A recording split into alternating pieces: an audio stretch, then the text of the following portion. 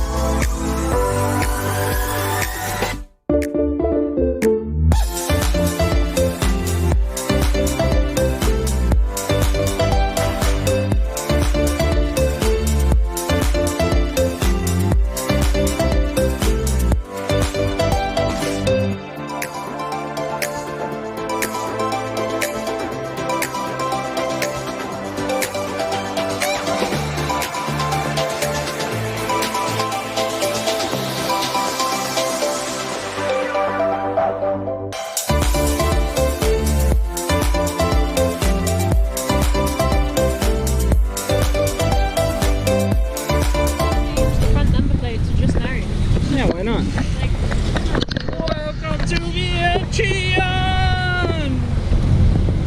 Hey guys. What a long drive that was. Horrible, horrible.